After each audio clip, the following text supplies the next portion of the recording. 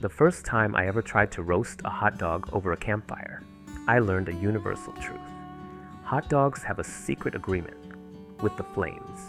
They will always fall in. I remember that night well. The fire was crackling low, sending sparks spiraling into the dusk, and we had all gathered around with long sticks sharpened at the ends. My little cousin bragged he knew the perfect method for skewering a hot dog so it wouldn't slip. 5 minutes later, his hot dog made a dramatic dive straight into the heart of the coals, sizzling as though it had planned the escape all along. We laughed until our sides hurt, but the moment he tried again, the second one followed the first. It wasn't just him, though. One by one, everyone's dinner seemed doomed to fire. Sometimes it was because the stick was too thin and the hot dog spun around like a loose wheel on an axle. Other times, the wood snapped, dropping the prize straight into the embers. I lost two myself before I managed to get one cooked enough to eat. By then, it was mostly blackened on the outside and raw in the middle. But after the smell of so many burning hot dogs, I wasn't picky.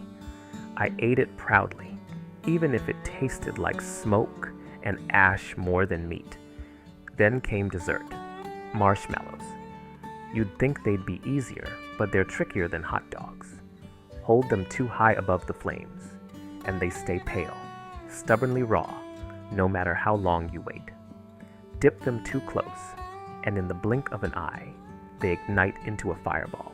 One of the kids panicked and started waving his burning marshmallow around like a torch, nearly setting the tent on fire before someone yelled for him to just blow it out. When the flames finally died, he was left with a black husk, the kind that crumbles if you so much as breathe on it. That night became one long comedy of errors.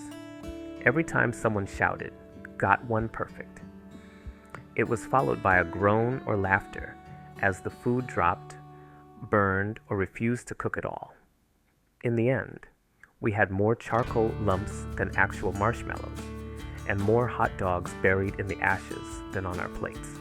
Still, sitting under the stars, with sticky fingers, smoky clothes, and aching bellies from laughing so hard, it didn't really matter. The fire might have eaten half our dinner, but the memory fed us plenty. The trouble really began after we'd all resigned ourselves to half-cooked hot dogs and marshmallows that looked like meteor fragments. The fire, which had started as a modest, friendly glow, decided it wanted to play tricks of its own. A gust of wind came sweeping down the hollow, carrying sparks that popped and whirled like fireflies on mischief. One landed right on my cousin's paper plate, which instantly curled and blackened at the edges. He yelped, tossed it aside, and we stomped it out before it did more than singe the dirt. After that, we kept a sharper eye on every flicker. But no matter how careful we tried to be, the fire had a hunger for food. My buddy John, thinking he'd finally mastered the art of marshmallow roasting, held his stick steady, rotating it with the precision of a jeweler. The marshmallow was golden brown, perfect, storybook perfect, until the gooey weight slid right off and landed smack into the coals. The flames roared as though mocking him, and the smell of caramelized sugar filled the air. John stared at the empty stick like he'd just lost a priceless treasure.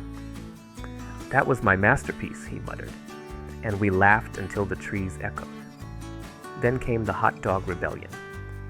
My younger brother had rigged a clever system, 2 prongs instead of 1, so the hot dog couldn't spin or slip. It looked solid. He grinned proudly as he held it steady over the flames, but the stick itself had dried too much in the firelight. With a sharp crack, it snapped clean in half, and the hot dog plummeted into the blaze like it had been waiting for that exact chance. The fire hissed, sparks spat upward, and my brother just sat there with the broken stick, speechless. Someone finally said, "The fire eats better than we do," and that became the running joke for the night. What made it worse, or maybe funnier, was the way our stomachs growled louder as the evening went on. You'd think hunger would drive us to more caution, but no. Every attempt turned into another disaster. One marshmallow burst into flame before it even touched the fire, a freak accident none of us could explain. Another kid tried to salvage a hot dog from the coals with tongs, only to drop the tongs in as well. The fire now had cutlery, which felt like an ominous step. By the time the moon climbed high, the pile of lost food in the ashes looked like an offering to some mischievous campfire spirit. Maybe that's what it was. The flames crackled and snapped as if they were laughing with us, their warm light bouncing across our smoky faces. We were cold, hungry, and a little frustrated, but the fire had made us its entertainment. And honestly, it was hard not to enjoy the show. The longer the night went on, the more convinced we became that the fire wasn't just hungry. It was plotting against us. Nobody wanted to admit it out loud, but you could see it in the way we eyed the flames, like they were a rival at the poker table. Finally, someone, I think it was my brother, declared, "All right, enough. We're outsmarting this fire." He grabbed the camp grate from the pile of gear, the kind you set over the flames for pots and pans, and carefully balanced it above the coals. "Now," he said proudly, "no more accidents. The fire can't steal what it can't reach." It sounded good, in theory.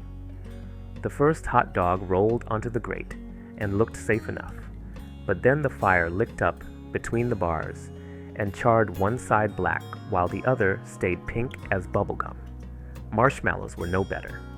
They melted through the gaps, sagging and dripping like candle wax, leaving us with sticky, stringy messes clinging to the grate. Someone suggested using foil, so we wrapped a few hot dogs like little presents and tossed them on. The result? Blackened husks on the outside and ice-cold middles. It was as if the fire had learned new tricks just to keep us humble.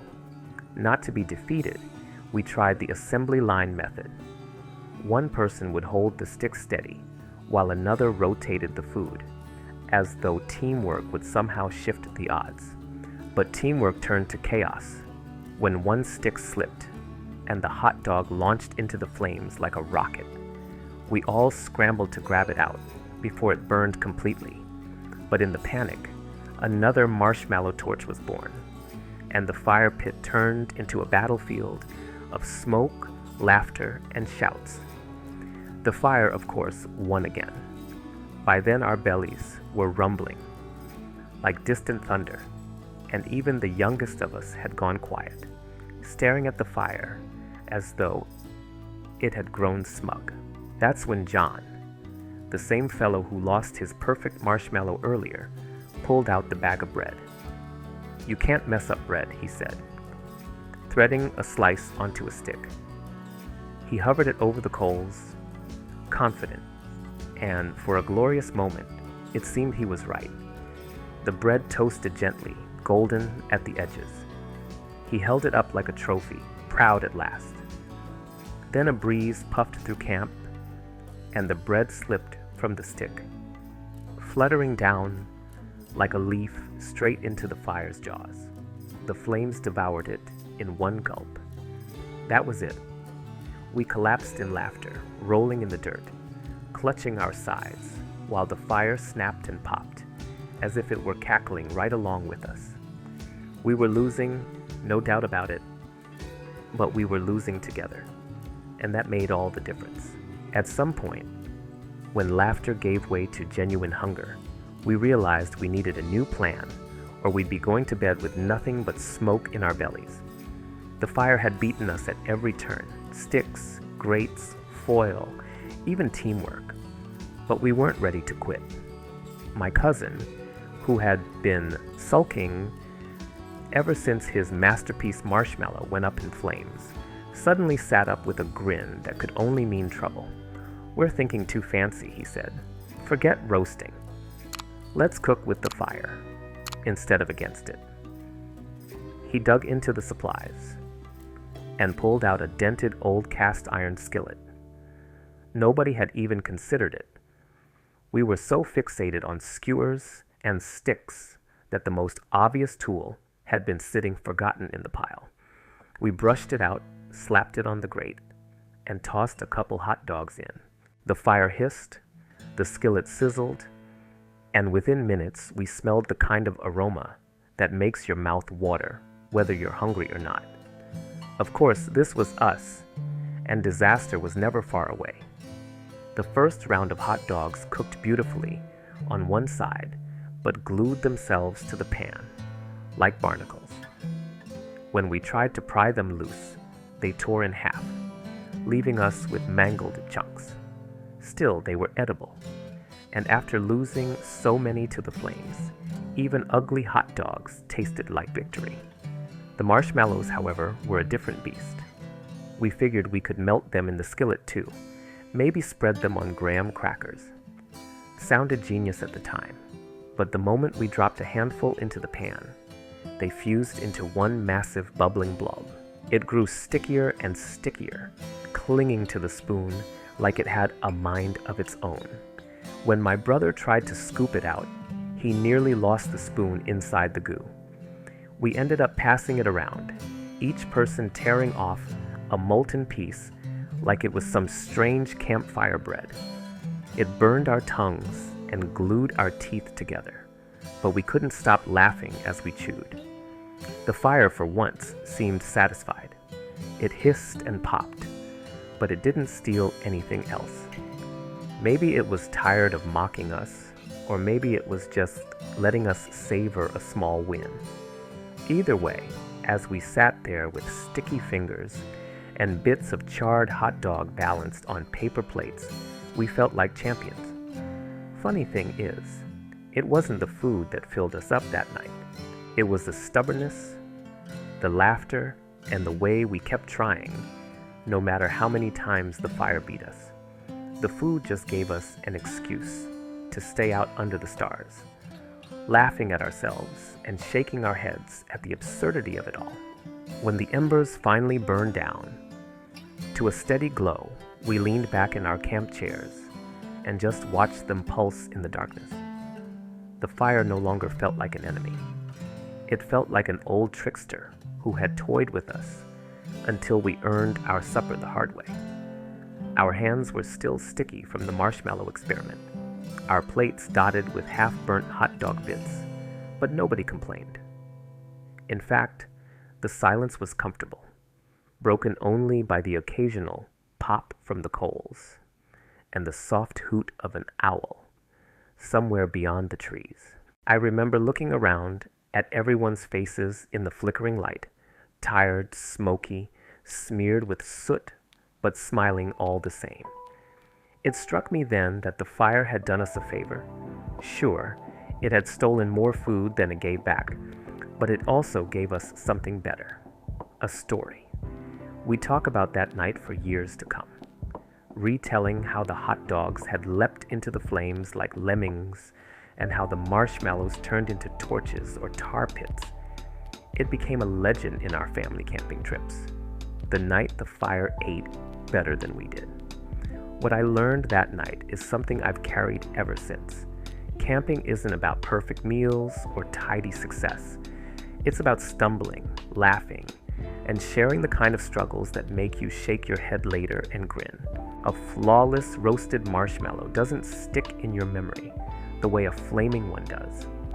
And a hot dog cooked just right can't hold a candle to the story of one that vanished into the fire with a hiss. As we finally doused the coals with water and listened to the last hiss of steam fade into the night, I realized the fire had taught us patience, humility, and humor. Nature doesn't bend to us. It plays its own game. All we can do is show up, try our best, and enjoy the moments, even when they turn to ash. And that, I suppose, is why I still sit by campfires with a grin, holding a stick over the flames, knowing full well that the hot dog might fall in or the marshmallow might torch itself. Because sometimes the real feast is in the laughter, and the memory, not the food.